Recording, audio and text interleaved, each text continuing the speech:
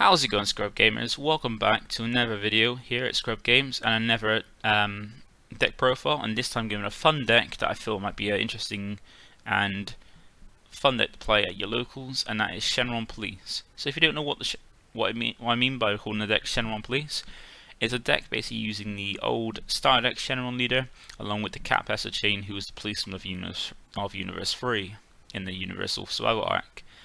And with this, I feel it's like a fun deck to use because it involves using the Catpester chain, which is a fun old thing we've got that has some fun niche value, and combining that with the devastating effects of the Shenron Wish leader. Because if you don't know, Wish is a really interesting mechanic we got back in set 5, and it incorporates a lot of what Dragon Ball's like with like flipping over and wishing. Like it's very thematic to Dragon Ball more than really Awakening and stuff.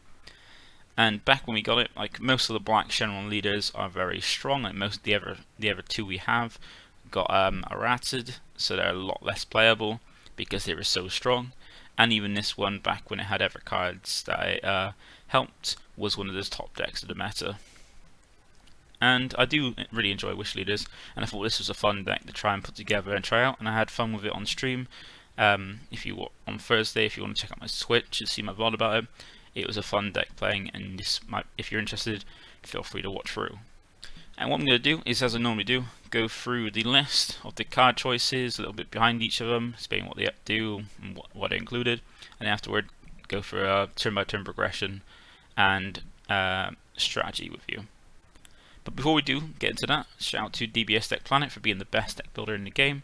Very good database and dedicated team behind it to make sure it's updated and adding new features that help us as users. So first off, let's go over the leader. It's a Dragon Ball leader that then goes into the miraculous rival Shenron when it awakens. But it doesn't awaken; it uses the keyword Wish which is a different awakening condition. Well, a flick him over mechanic. And it's got a permanent which is on both sides, where it can't attack because Shenron doesn't take part in fighting. It just is just a support character because of the Dragon Balls. And on its front side, it's got an activate main where you flip this card sideways and you look for your life and or deck to look for 2 Dragon Balls, add them to your hand and shuffle any area you looked at. So this is great because it means you can get the balls a lot easier, quicker, because you're grabbing 2 per turn, and most of the time you want to mulligan to try and get as many in your hand starting so you can awaken as soon as possible. And also it allows you to look at your life, which is a really good for information, because information is key in Dragon Ball, like knowing what's in your life, what's in your deck, what's in your opponent's hand. All those kind of bits of information can help you turn the tide of the game and pull off a win either easier or a lot like better than your opponent can. And when you do want to flip over, it requires you doing the Wish, which is when there are 7 Dragon Balls in your drop area, you can grab back 1 Desire card from your drop area and flip this card over. And what I mean by Desire is there's some extra cards which have a permanent where it's treated as it has Desire in all areas, and those cards are like little wishes that can make. But when you do flip over, as I said, you still got a permanent where you can't attack, but now you have an active main which gives you an option of 3 different effects. So the first one is you just draw 1 card. So standard on most leaders, just drawing a card, but luckily it doesn't have to attack to do so you're not giving your opponent an advantage. Or you can choose one of your Desire cards in your hand with an entry cost less than or equal to your current energy, and activate his activate main for free, so allowing you to free play one of your Desire cards. Or you can use his ultimate skill, which is choose 7 Dragon Balls in your drop area, move from the game, choose one of your battle cards, give it 10k power for the turn, and also triple attack. And then at the end of the turn, you flip this card over. So if you do the ult, you go back into the Dragon Balls, and since the Dragon Balls are removed from the game, you can no longer flip back. So it's like your all win. This is it win, like your last attempt to try and end the game there. But it's a very strong one because given something triple attack and 10k is very strong, and especially with the Catpester chain, you can put in a lot of attacks from this, and a lot of heavy like attacks that your opponent is not going to want to have connecting. And even then, I have managed to pull off a lot of attacks. I think in one turn I got almost 20 attacks in, or close to 20 attacks in, and it's just a fun deck. So first card for the deck we're going to go over is the Dragon Ball. We just place the 7 of the normal Dragon Ball because you just want to draw. You don't want to use energy to use any of the other Dragon Balls, you just want to draw. And because you're going to use energy for other things, and it's just to get you through quickly, draw as much as possible. And we're only playing 50 cards, not 60 cards in the deck, because we want to keep consistency as tight as possible, because there's some cards you want to see in your opening hand, and put it to 60 gives you more options and more things to have. But I want to keep consistency, and you want to see as much of the chain as possible so you can drop multiple chains when you go off. So speaking of the chain, we do have the Catapesla chain, which involves first off the 2 1-drops being Catapesla, Universe 3 Policeman, and Catapesla Modular Mastery. So with the Universe 3 Policeman, he's got an auto where you play it, look at the top 7 cards of your deck, add a Catapesla card among them to your hand, and shuffle your deck. So this is a nice one to help you search the deck to get the pieces, so you can have the chain ready to go when you want to evolve all the way up into it. And Catapesla Modular Mastery, it has a different auto, which looks in your drop. When you play it, you look in your drop area to grab back 1 black Catapesla card with entry cost of 2 or more from your drop out to your hand.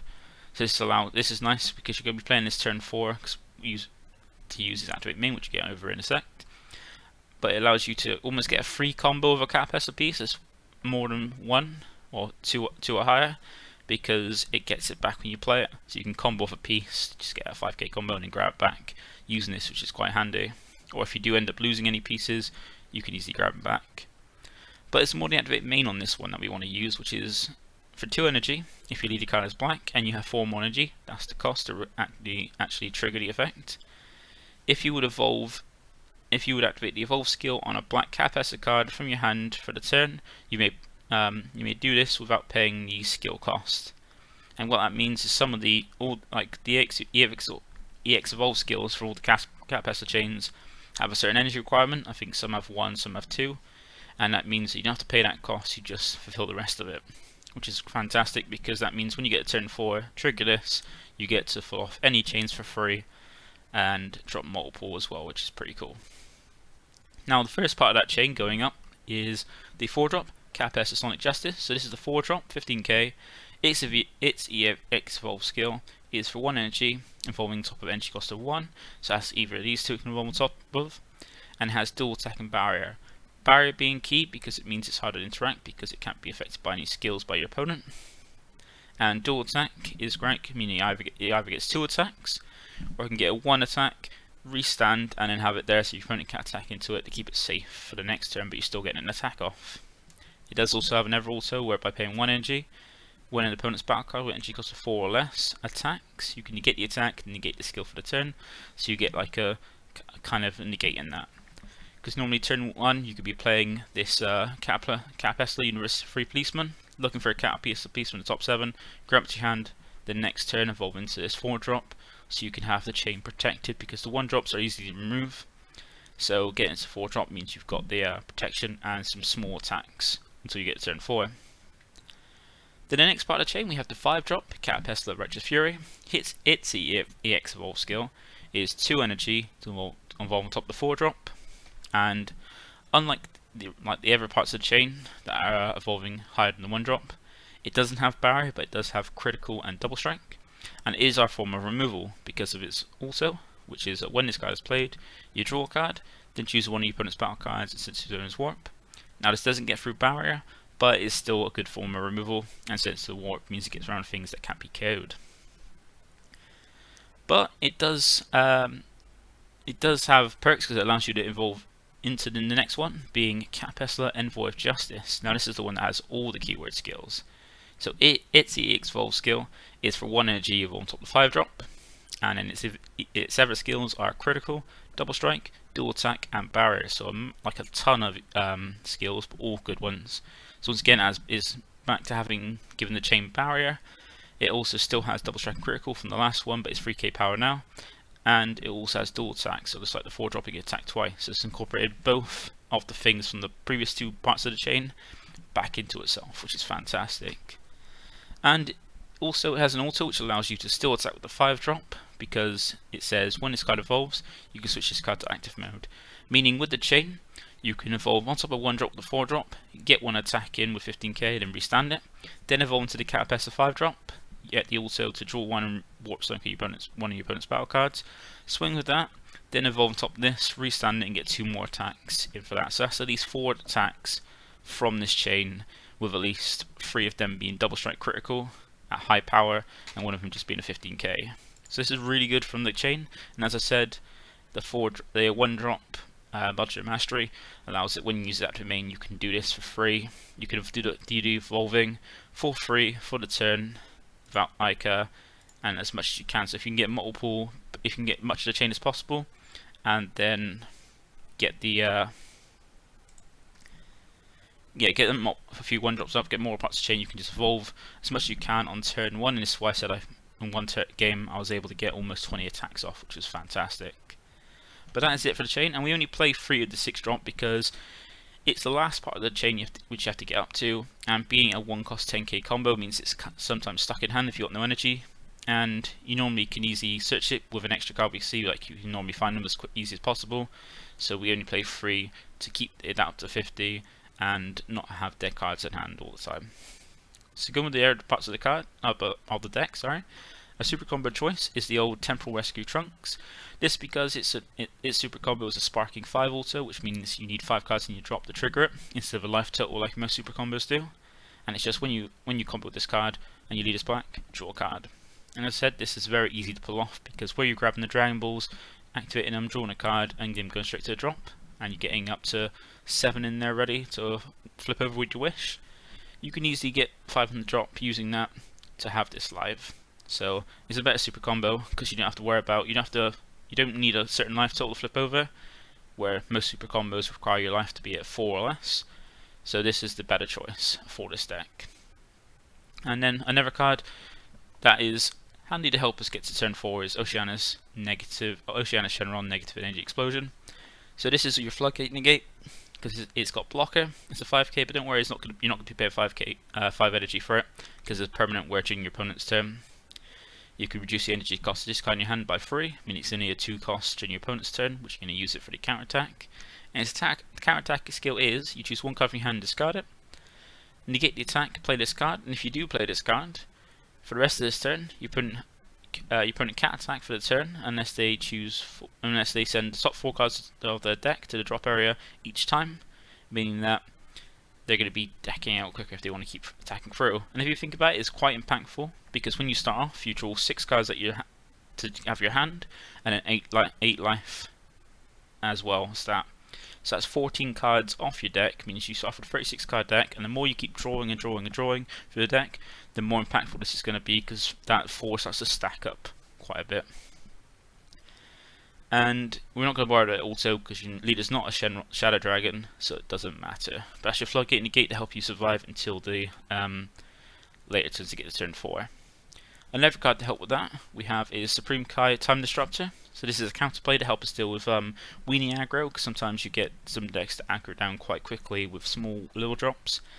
And this is handy to help prevent that and help you last the turn with its counterplay, which is play this card, and battle cards with energy cost of 2 or less can't attack for the turn until the end of your opponent's next turn. So it means that you have to worry about your opponent getting little guys that are 1 or 2 cost to keep swinging thanks to this. And it's all built on the counterplay, so even if they stop the card from being played, it still triggers, so you need your counter to stop it. And it also has a cantrip effect to help you get through the deck, which is when it's played, draw a card. So helpful draw and help you stop weenie aggro. The next card we got is Shenron Figure of Majesty. So this is another Shenron card we got in the deck, and once again, just like the leader, it has a permanent where it can attack, but it has a useful amount of effects with its activate main, which is once per turn, and Sparking 5, so you need at least 5 cards in the drop, and that's very easy to pull off thanks to the Dragon Balls. And you get to choose one. You get a draw card by using this effect and choose one of her effects. You can either choose choose up to 2 of your energies, which is active mode, so you get yourself more energy to help you maybe if you need it, get 2 more energy up for Oceanus Negate for your next turn, for your opponent's turn anyway. Or you can choose 1 battle card with energy cost of 2 or less in your drop area and play it, so you can get back a super combo out your drop area if you need it, to if you're going in to just try and get that extra combo. Or you can choose your leader card or up to one of your battle cards, and it gains 5k power and critical for the duration of the turn. Now, as effect, you're not going to really want to use because your 6-drop Catapaster already has a critical.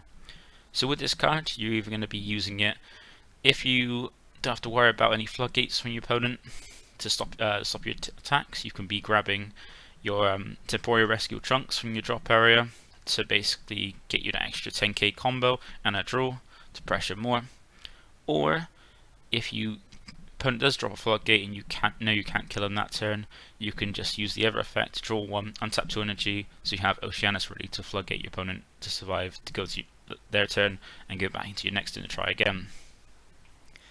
And you're not going to be playing the this for its energy cost, because we're going to go over an extra card in the deck that allow you to play this for free.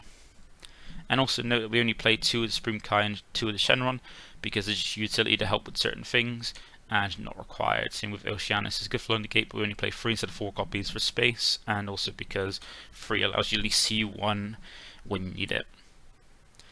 And then for the last battle card of the deck, we have our secret rare choice being Pan, Time Patrol Maiden. So we're using the secret rare that basically shuts down our own deck because it's such a good secret rare.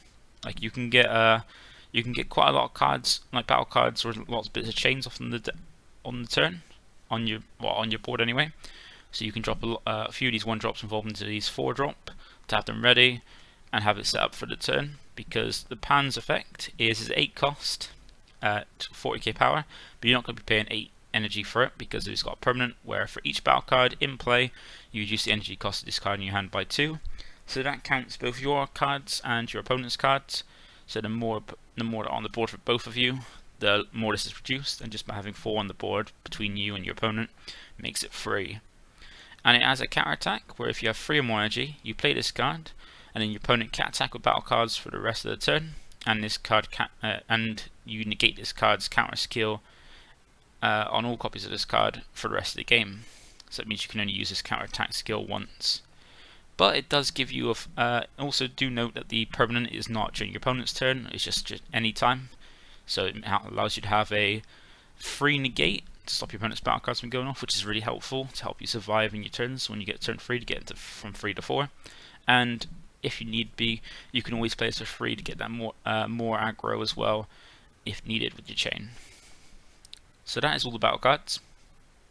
And for the extra cards, first one we have is Raging Transformation. So this is one of the most recent cards that has been given to help this chain, and it was back in the form of TP, but it's not very expensive. So this whole chain is not that difficult to pick up, as long as you find the right in the right place to get them from. But they're also quite cheap as well. So it has, first of all, it's the first effect we normally use for it is his activate main, where it's a 1 cost extra card. You play up to 1 Catapaster with a cost of 1 from your deck to shuffle your deck. So it's nice because it means you technically have 8 of each copy of the 1 costs, because it's like a pseudo copy of it because it plays straight from the deck, and this is normally what you want to try and open with along with the Dragon Balls in your opening hand, because you want to get that filter from deck, get the 1-drop straight out of your deck and start looking for the pieces. Mainly the Catapaster University Policeman for turn 1 and up to turn 3, and then the Catapaster Modular Mastery on turn 4 using this. And then to help keep consistency and make sure you find your pieces, also has an auto where limit 1. If your leader card is black and you choose this card in your drop area and 1 card in your hand is in zone as warp, when one of your Catapaster cards evolves, add up to 1 black Catapaster card with an E-evolve skill from your deck to your hand and shuffle your deck.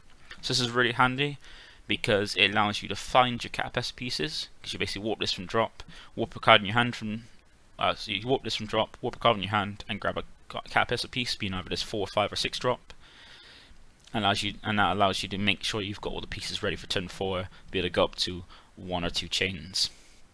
And the good thing in this, you can always warp any of the 1-drops you got in your hand, because our next card will be able to grab it back, being Power Burst. So this is our one of our negates to help us, and it helps negate an attack and grab back one of your 1-drops, either your Supreme Kai Time Disruptor or 1 or 2 Catapesters to be able to use again, or just have combo power. Because it's just, if your leader card is black, negate the attack, then use it to 1 black battle card in your drop area or warp with energy cost of 1 and add it to your hand. And you're not going to be paying energy for this, or you don't have to if you don't want to, because of its permanent, where sparking 5, meaning you need 5 cards in your drop area to pull this off. if you would activate this counter skill, you can take a card from your life to your hand instead of paying its energy cost. So if you're tapped out, you've got this free negate to help negate attacks. And you play 4 copies of both of these two because you want to see them as well. You want to see Power Burst to help defend, and Raging Transformation to help filter through your deck quicker. So it has both good uses to help get your 1-drops out, and then when you evolve to find the other pieces. And the next card we have is Super Kamehameha. So we play this at 2 because this is a card to help us deal with opponents' floodgates that aren't pan. Because it's a counterplay where if your leader card is black and your life is at 4 or less, which as I said, you don't take your energy, so it's more like if you want to try and get if your opponent hits you down to 4, you want to just take attacks because you're getting cards from life as long as they're not critical, and it opens this up to be life. And this, if the battle card being played is 3 or less, you send it to his owner's drop area instead of being played. So this helps with your opponent's Oceanus, your like floodgate negates like Topo, Boo, the Trunks in blue as well. Like any negate that when it comes down hits the board, it stop with an auto. It puts a hindrance on your attacks for the turn. This helps stop it. So they paid all the energy and you just don't even get to it. And the good thing about this is when you go to 4 or less life, if your leader card's black, you can just take a card from your life instead. And yeah, if you only have black cards in your energy, which you're going to have, there's no other colours in this deck, you can activate this card's counter skill by taking a card from your life to your hand instead of paying the energy cost. So just like Power Burst, you can play it for free, and that's the best thing about that. Taking life to give you more cards and to keep your energy free for your going up more Catapessa chains is very handy. And then the last card we got is Come Forth Shenron. So this is the way we bring out the Shenron figure of Majesty for free, because as I said, it's a desire because it's got a permanent where this card gives desire in all areas. It's a 4 cost, you have to wait to turn 4, and this is what I mean by normally you want to wait for your leader's effect before using its ultimate skill, just in case your opponent does use a floodgate negate, or like say Panzeno or a flood negate, and you don't have Super Kamehameha to stop it. Instead of using the ultimate skill to then give one of your cards the triple attack stuff and then flip over at the end of the turn, you can just instead use the effect to play this desire for free. And what it does is, if your leader card is a Shenron card, play up to 1 black Shenron card or Shenron BR card with entry cost of 4 or less from your drop area in rest mode.